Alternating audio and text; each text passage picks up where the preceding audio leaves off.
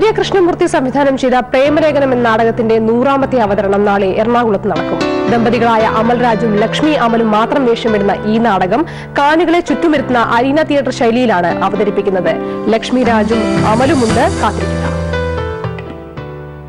സാറാമ്മ എന്റെ പ്രാണനാഥയാണ്. എങ്കിൽ ഞാൻ എന്ത് പറഞ്ഞാലും കേൾക്കുമോ? കേൾക്കും.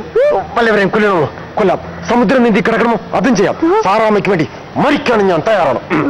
ഇത് കേശവൻ നായരും സാറാമ്മയും. വൈക്കം മുഹമ്മദ് ബഷീറിന്റെ തൂലികയിൽ പിറവികൊണ്ട കഥാപാത്രങ്ങൾ മജയും മാംസവും സ്വീകരിച്ച് അമൽരാജിലൂടെയും ലക്ഷ്മിയിലൂടെയും നമുക്കിടയിലേക്ക് ഇറങ്ങി വരികയാണ്. സാറാമ്മ എന്നെ സ്നേഹിക്കുന്നുണ്ടോ? സാറാമ്മ എന്റെ ജോലി സ്വീകരിച്ചു? നാളെ പറയാം. വേണ്ട, എനിക്കൊരു നുണുങ്ങ് ത്യാഗം ചെയ്യാൻ പോലും. ഞാൻ സാറാമ്മയ്ക്ക് വേണ്ടി ഇവിടെ തറവുത്തറ വയ്ക്കാന്ന് പറഞ്ഞു. ഇത് വലിയ ത്യാഗമൊന്നുമല്ല. പ്രേമത്തിന് വേണ്ടി മഹാസാമ്രാജ്യങ്ങൾ ഉപേക്ഷിച്ചവരുണ്ട്. അങ്ങനെയൊക്കെ ഉണ്ടോ? അങ്ങനെയൊക്കെ ഉണ്ട്. പ്രണയിച്ച് വിവാഹിതരായ അമൽരാജും ലക്ഷ്മിയും അരങ്ങിൽ പകർന്നാട്ടം നടത്തുമ്പോൾ അവിടെ സാങ്കേതികതയുടെ ബഹളമില്ല, പ്രകാശത്തിന്റെ കണ്ണഞ്ചിപ്പിക്കുന്ന തിളക്കവുമില്ല. തനി ബഷീറിൻ ശൈലിയിൽ 2 കഥാപാത്രങ്ങൾ മാത്രം വേദിയിലും. സാറാമ്മയ്ക്ക് അവസാനമായി എന്തെങ്കിലും പറയാനുണ്ടോ? ജീവിതം യൗവന തീഷ്ണവും ഹൃദയം പ്രേമസുരഭിലവുമായിരിക്കുന്ന ഈ അസുലഭ കാലഘട്ടത്തിൽ ചില ചോദ്യങ്ങൾ. പിന്നെ ചോദ്യമോ? മതചിന്തകളുടെ നിരർത്ഥകതയെ പരിഹസിക്കുന്ന പ്രേമലേഖനത്തിന് സമകാലിക പ്രസക്തിയുമുണ്ട്. ഇന്ത്യയിലെ മിക്ക മഹാനഗരങ്ങളിലും കേരളത്തിലെ എല്ലാ ജില്ലകളിലും 3 വിദേശ രാജ്യങ്ങളിലും നിറഞ്ഞ സദസ്സുകൾക്ക് മുമ്പിലെത്തിയ പ്രേമലേഖനത്തിന്റെ 100ാമത്തെ വേദി കൊച്ചിയിലെ ഹോട്ടൽ സരോവരമാണ്. 100ാമത്തെ പ്രദർശനം ഉദ്ഘാടനം ചെയ്യുന്നത് സൂപ്പർതാരം മമ്മൂട്ടിയും. പൂജപ്പുര സെൻട്രൽ ജയിലിൽ നമ്മൾ ഈ നാടകം കളിച്ചു. വളരെ വ്യത്യസ്തമായിട്ടുള്ള ഒരു അന്തരീക്ഷത്തിലാണ് നാടകം കളിക്കുന്നത്. അപ്പോൾ അതിന് അവിടെ വേറൊരു അവസ്ഥയായിരുന്നു. അതേസമയം പാലക്കാട് കളിച്ചപ്പോൾ അവിടുന്ന് ഒരു ഫാമിലി, ഒരു ഡൈവോഴ്സിന്റെ റെക്കോർഡ് എത്തിക്കുന്ന ഒരു ഫാമിലി ഈ നാടകം കാണുകയും നാടകം കണ്ടിട്ട് അവർ തിരിച്ച് കുടുംബജീവിതത്തിലേക്ക് എത്തിപ്പെടാൻ ഈ നാടകം ഒരു വഴിത്തിരിവായി എന്ന് പറഞ്ഞിട്ട് അവരിപ്പോഴും നമ്മളുമായിട്ടൊരു ആത്മബന്ധമുള്ളൊരു ഫാമിലി. നമ്മുടെ ആദ്യത്തെ കുഞ്ഞാനാണെന്നിരിക്കട്ടെ, ആ തങ്കക്കുട്ടിന് നമ്മൾ എന്ത് പേരിടും? പേരിന്റെ പിന്നിൽ മതത്തെയോ വിശ്വാസത്തെയോ ജാതിയോ കുറിക്കുന്ന ഒന്നും പാടില്ല. ഈ ചൈന പേര് എങ്ങനെയുണ്ട്? ചൈന പേരോ? അതെ. ഉദാഹരണത്തിന് ഈ ഡങ്കിടിങ്. എന്നതാ ഡങ്കിടിങ്? എങ്ങനെയുണ്ട്? ഞാനൊന്ന് വിളിച്ചോക്കട്ടെ. മക്കളെ, ഡങ്കിടിങ് ഹോ. അമ്മച്ചൊരു ഇതൊന്നും വേണ്ട, ഇതൊന്നും ശരിയാവില്ല. എന്നാ ആദ്യം പറഞ്ഞേ?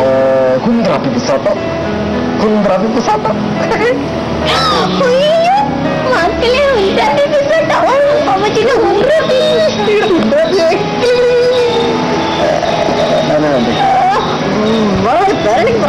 അല്ലെങ്കിൽ സാറേ കുറച്ചുകൂടെ സ്റ്റൈലും പേരില്ലേ? ഈ ഡുംഗുസഞ്ചി കാണിക്കാമല്ലോ. ഡുംഗുസഞ്ചി. മക്കളെ, ഡുംഗുസഞ്ചി, അമ്മച്ചിന്റെ ഡുംഗുസഞ്ചി. ഇതൊന്നും ശരിയല്ല. വേറെ പേരെനിക്ക് മക്കളെ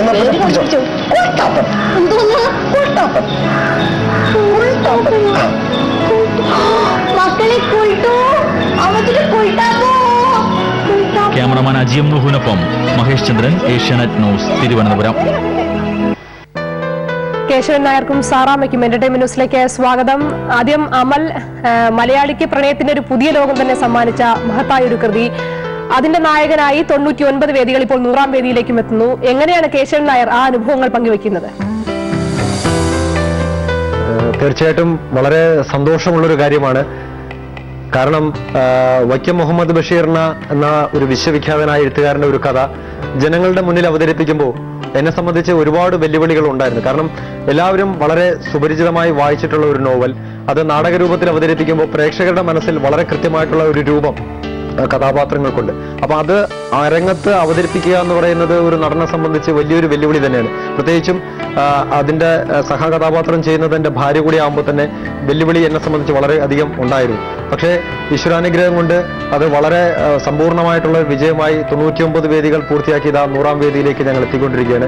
അരങ്ങത്ത് ഞങ്ങൾ ഒരു നടനും നടിയും മാത്രമാണെങ്കിൽ പോലും ഒരുപാട് സൗഹൃദങ്ങളുടെ, ഒരുപാട് പേരുടെ അധ്വാനം ഇതിന്റെ പിന്നിലുണ്ടായിരുന്നു. ഞങ്ങളുടെ ഒരുപാട് ഗുരുകാരണവന്മാരുടെ അനുഗ്രഹം അതൊക്കെ കൊണ്ടായിരിക്കാം ഈ നാടകം ഇത്രയും വലിയൊരു വിജയത്തിൽ എത്തിച്ചേരുവാൻ ഞങ്ങളെ സഹായിച്ചത്. പ്രത്യേകിച്ചും ഞങ്ങൾ ഈ നാടകത്തിന് പിന്നരങ്ങിൽ ഞങ്ങളെ സഹായിച്ചുകൊണ്ടിരിക്കുന്ന കൃഷ്ണൻ, ഷിജി, ബഷീർ മണക്കാട്, അങ്ങനെ ഒരുപാട് സുഹൃത്തുക്കളുടെ ഒരു സപ്പോർട്ടാണ് ഇതിന്റെ ഏറ്റവും വലിയൊരു വിജയം. പിന്നെ ഏറ്റവും വലിയൊരു കാര്യം എന്ന് പറയുന്നത് സൂര്യ കൃഷ്ണമൂർത്തി എന്ന് പറയുന്ന ഒരു വിശ്വവിഖ്യാതനായ ഒരു സംവിധായകൻ ഇതിന്റെ പിന്നിൽ ഉണ്ടായിരുന്നതാണ് ഈ നാടകത്തിന് ഇത്രയും വലിയൊരു ലെവലിലേക്ക് എത്തിച്ചേരുവാൻ സാധിച്ചത്. തികച്ചും സന്തോഷത്തിലാണ് ഞങ്ങളിപ്പോൾ ഇരിക്കുന്നത്. ലക്ഷ്മി, 2008 തുടങ്ങിയ ഒരു യാത്ര, നിങ്ങൾ രണ്ടുപേരും തുടങ്ങിയ ഒരു യാത്ര, അത് ഇത്രയും വലിയൊരു വിജയമായി തീരുമെന്ന്, ഇത്രയും ജനപ്രീതി കിട്ടുമെന്ന് പ്രതീക്ഷിച്ചിരുന്നോ?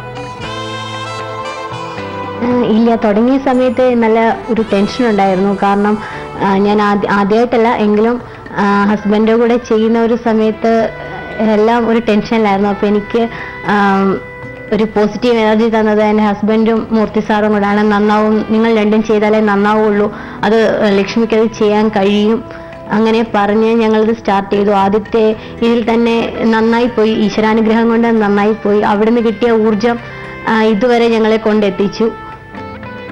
100ാമത് അവതരണം നന്നായിരിക്കാൻ ദൈവത്തോട് പ്രാർത്ഥിക്കുന്നു. അതിനേക്കാളും വളരെ സന്തോഷത്തിലാണ് ഞങ്ങൾ.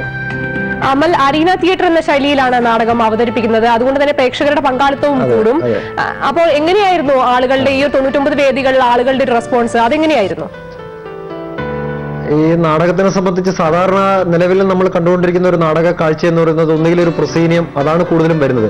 അരീനയിൽ ഒരു നാടകം ചെയ്യുന്നു എന്ന് പറയുന്നത് അതൊരു ഗ്രീക്ക് സമ്പ്രദായമാണ്. മലയാളികൾക്ക് അത് വളരെ അപരിചിതം ഉള്ള ഒരു സങ്കേതമാണ്. പക്ഷെ അരീനയിൽ ഒരു നടൻ പെർഫോം ചെയ്യുമ്പോൾ അത് ഏറ്റവും കൂടുതൽ ചലഞ്ചീവാണ്. കാരണം 4 വശത്തും ഇരിക്കുന്ന ഓഡിയന് ഒരേ തരത്തിൽ നടന്റെ അഭിനയവും സംഭാഷണങ്ങളും വളരെ വ്യക്തമായി കേൾക്കാനും കാണാനും പറ്റുന്ന ഒരു അഭിനയ ചാരുത നമ്മൾ പ്രകടിപ്പിക്കേണ്ടതുണ്ട്. തന്നെയുമല്ല, റിയാക്ഷൻസ് ഇതിന് വളരെ പ്രധാനമാണ്. കാരണം നമ്മുടെ ചുറ്റും കണ്ണുകളുണ്ട്. അപ്പൊ ഈ ചുറ്റും കാണുന്ന കാഴ്ചകളിൽ നമ്മുടെ ബോഡിയുടെ ഓരോ പാർട്ടും ഒക്കെ നമുക്ക് റിയാക്ട് ചെയ്യേണ്ടി വരും. അത് വളരെ വെല്ലുവിളിയാണ് അത്. പക്ഷേ ഈ നാടകത്തിനെ സംബന്ധിച്ച് ഏറ്റവും ആപ്റ്റായിട്ടുള്ള ഒരു ഡിസൈൻ എന്ന് പറയുന്നത് ഇതിന്റെ ഈ അരീന എന്ന് പറയുന്ന ഒരു ഡിസൈനാണ്. കാരണം ഇതിന്റെ വിഷയം പറയുന്ന ഒരു തീവ്രത ഇത്രയും വളരെ ശക്തമായി ജനങ്ങളുടെ മനസ്സുകളിലേക്ക് പോകണമെങ്കിൽ അത് ഈ ഡിസൈൻ തന്നെ വേണം. അതാണ് ഇതിന്റെ ഏറ്റവും വലിയൊരു വിജയം എന്ന് പറയുന്നത്. അതുകൊണ്ട് തന്നെ ഈ ഓഡിയൻസിന്റെ ഇടയിൽ ഈ നാടകം കളിക്കുന്നത് കൊണ്ട് തന്നെ വളരെ നല്ല രീതിയിലൊരു റെസ്പോൺസ് നമുക്ക് അപ്പം കിട്ടും. ആ ജനങ്ങളുടെ പൾസ് നമുക്ക് അപ്പം അറിഞ്ഞുകൊണ്ട് വളരെ നല്ല രീതിയിൽ ഇംപ്രവൈസ് ചെയ്ത് ഓരോ സ്റ്റേജും നമ്മൾ പെർഫോമൻസിന് മുമ്പ് വളരെ അഗാധമായിട്ടുള്ള ധ്യാനവും പരിശീലനവും പ്രാക്ടീസും ഒക്കെ ചെയ്തിട്ടാണ് നമ്മൾ സ്റ്റേജിലേക്ക് കയറുന്നത്. അപ്പോൾ ഈ ഓഡിയൻസ് റിസൾട്ട് അറിഞ്ഞുകൊണ്ട് നമുക്ക് വളരെ നല്ല രീതിയിൽ അത് ഡെവലപ്പ് ചെയ്ത് കൊണ്ടുപോകാൻ സാധിക്കുന്നുണ്ട്. ഏറ്റവും വലിയൊരു ഭാഗ്യം എന്ന് പറയുന്നത് സ്വാതന്ത്ര്യ സമരവുമായിട്ട് ബന്ധപ്പെട്ട് ബഷീറിനെ ജയിലിൽ അടയ്ക്കുന്ന കാലഘട്ടത്തിലാണ് ഈ കൃതി എഴുതുന്നത്. അതേ ജയിലിൽ ഇന്നത്തെ ഈ സമയത്ത് അന്തേവാസികൾക്ക് വേണ്ടി ഈ നാടകം നമ്മൾ കളിച്ചു എന്ന് പറയുന്നത് ഏറ്റവും വലിയൊരു ഭാഗ്യമാണ്. സാധാരണ 50 മിനിറ്റ് അല്ലെങ്കിൽ 55 മിനിറ്റ് കൊണ്ട് ചെയ്ത് അവതരിപ്പിക്കുന്ന ഈ നാടകം ജയിലിലെ അന്തേവാസികൾക്ക് വേണ്ടി കളിച്ചപ്പോൾ ഏകദേശം 1 മണിക്കൂർ 35 മിനിറ്റ് കൊടുത്തു. കാരണം അവരുടെ റെസ്പോൺസ് അത്രമാത്രം വളരെ ഇന്ററാക്ഷൻസ് ഭയങ്കരമായിട്ടുണ്ടായിരുന്നു. തീർച്ചയായും ലക്ഷ്മി, നേരത്തെ നിങ്ങൾ തന്നെ 99 വേദികളിലും ഒരുപാട് നല്ല അനുഭവങ്ങൾ, പ്രേക്ഷകരുടെ ഭാഗത്തു നിന്നുള്ള അനുഭവങ്ങൾ പറയാനുണ്ടാവും. നമ്മുടെ തന്നെ നേരത്തെ കണ്ട റിപ്പോർട്ടിൽ നിങ്ങൾ പറയുകയുണ്ടായി, വിവാഹമോചനം വരെ എത്തിയ ദമ്പതികൾ അതിൽ നിന്ന് പിന്മാറി നാടകം കണ്ട്. അത്തരത്തിലുള്ള നല്ല അനുഭവങ്ങൾ വേറെ എന്തെങ്കിലും പങ്കുവയ്ക്കാനുണ്ടോ? നമ്മൾ ഇതുവരെ കളിച്ചിട്ടുള്ള എല്ലാ വേദികളിൽ നിന്നും ഞങ്ങൾക്ക് ഓരോ നല്ല ഫാമിലീസിനെ ഞങ്ങൾക്ക് കിട്ടിയിട്ടുണ്ട്. അവരുമായിട്ടുള്ള ഇപ്പോഴും ആ റിലേഷൻ ഞങ്ങൾ എന്താ പറയുന്നത്, ഒരു മുറിയാതെ ഞങ്ങൾ മുന്നോട്ട് കൊണ്ടുപോകുന്നുണ്ട്. കാരണം കുറേ പേര് വന്ന് നമ്മളെടുത്ത് പറയുമ്പോഴും അല്ലെങ്കിൽ നമ്മുടെ ഫോൺ നമ്പർ വാങ്ങിക്കൊണ്ട് പോലും അവരുമായിട്ട് നല്ലൊരു റിലേഷൻ അവർ ഞങ്ങളെ വിളിക്കുകയാണ് ചെയ്യുന്നത്. നമ്മൾ അങ്ങോട്ടല്ല, അവരിങ്ങോട്ട് തന്നെ വിളിച്ച് ഞങ്ങളെ അഭിനന്ദിക്കുകയും ദിവസവും വിളിക്കുകയും ഒക്കെ ചെയ്യാറുണ്ട്. മിക്ക ഓണത്തിനും എല്ലാം വിളിച്ച് ഞങ്ങളെടുത്ത് നന്നായിരുന്നു, അല്ലെങ്കിൽ നമ്മുടെ എന്തെങ്കിലും പ്രോഗ്രാമുകൾ ഉണ്ടെങ്കിലും ആ റിലേഷൻ ഇപ്പോഴും ഒരു കുഴപ്പവും കൂടാതെ മുന്നോട്ട് തന്നെ പോകുന്നുണ്ട്. അമലിനെ കമ്പയർ ചെയ്യുമ്പോൾ ലക്ഷ്മി താരതമ്യേന പുതുമുഖമാണ് നാടകലോകത്ത്. ഭർത്താവ് തന്നെ നായകനായി എത്തിയപ്പോൾ അത് കുറച്ചുകൂടി കംഫർട്ടബിൾ ആക്കിയോ അഭിനയം? തീർച്ചയായും അത് എന്നെ സംബന്ധിച്ച് വലിയൊരു കാര്യമാണ്. കാരണം ഭർത്താവല്ല അവിടെ, ഒരു നടനാണ്.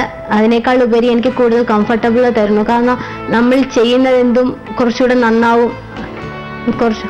പിന്നെ ഇത് ഞങ്ങൾ തന്നെ പോകുന്ന യാത്രയിലുള്ള സമയത്ത് ഞങ്ങൾക്ക് എപ്പോഴും, അല്ലെങ്കിൽ ഞങ്ങൾക്ക് വീട്ടിൽ വെച്ച് ഞങ്ങൾക്ക് ഇത് റിഹേഴ്സൽ ചെയ്യാൻ പറ്റുന്നുണ്ട്. വേറൊരാളാണെങ്കിൽ നമുക്ക് അങ്ങനെ ഒരു റിഹേഴ്സൽ ചെയ്യാം, അല്ലെങ്കിൽ അവിടെ നന്നായില്ല, ഇവിടെ ശരിയായില്ല, അങ്ങനെ എന്തെങ്കിലുമൊക്കെ ഒരു ടോക്ക് നടക്കില്ല. ഇപ്പോൾ എൻ്റെ ഭർത്താവ് തന്നെ അവിടെ കുറച്ചുകൂടെ നന്നാക്കണം, അല്ലെങ്കിൽ ഇവിടെ കുറച്ചുകൂടെ നന്നാക്കണം, അത് പറഞ്ഞാൽ ശരിയായി എന്നൊക്കെ എനിക്കൊരു പോസിറ്റീവായിട്ടുള്ള കുറേ കാര്യങ്ങൾ എനിക്ക് പറഞ്ഞു തരുന്നുണ്ട്.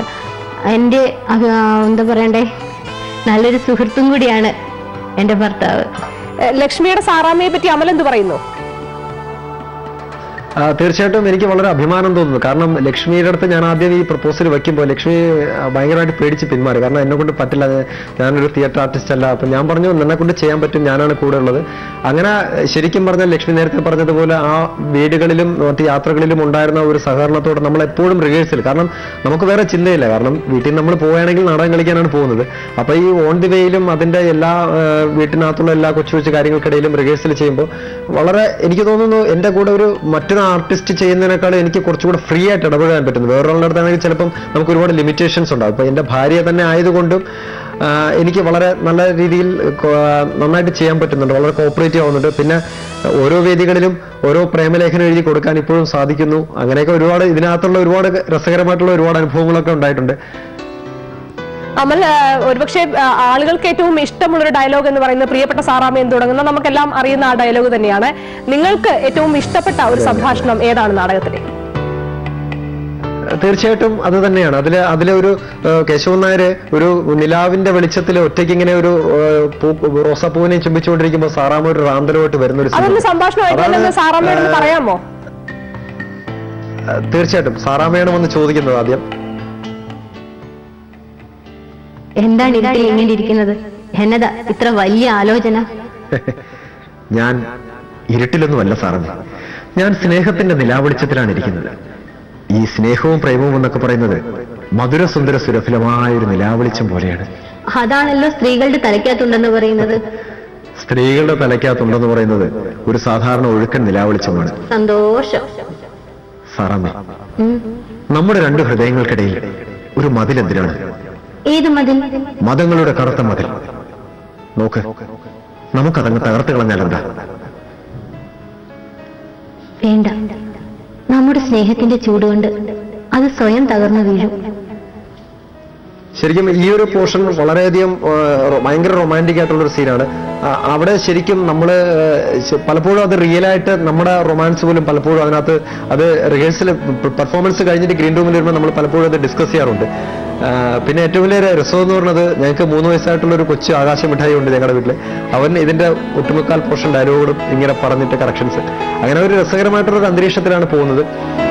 പിന്നെ ഏറ്റവും വലിയൊരു ഭാഗ്യം ഇത് ഉദ്ഘാടനം ചെയ്യാൻ മലയാളത്തിന്റെ ഏറ്റവും വലിയൊരു നടനെ കിട്ടിയെന്നുള്ളതാണ് ഏറ്റവും വലിയ ഭാഗ്യം. അത് എറണാകുളത്ത് വെച്ച് തന്നെ അദ്ദേഹം വരാമെന്ന് സമ്മതിക്കുകയും അദ്ദേഹം പൂർണ്ണ മനസ്സോടെ സ്വീകരിച്ചു എന്നുള്ളതാണ് ഏറ്റവും വലിയൊരു ഭാഗ്യം. ഇതിവിടെ കോർഡിനേറ്റ് ചെയ്യുന്നത് ലെജൻഡ് ഗ്രൂപ്പാണ്. പിന്നെ ഞങ്ങളുടെ സുഹൃത്തുക്കൾ ഒരുപാട് പേരുണ്ട്, മനോജ് ചന്ദ്രൻ. ഞാൻ പറഞ്ഞില്ല, ഇതൊരു കൂട്ടായ്മയുടെ ഒരു വിജയമാണ്.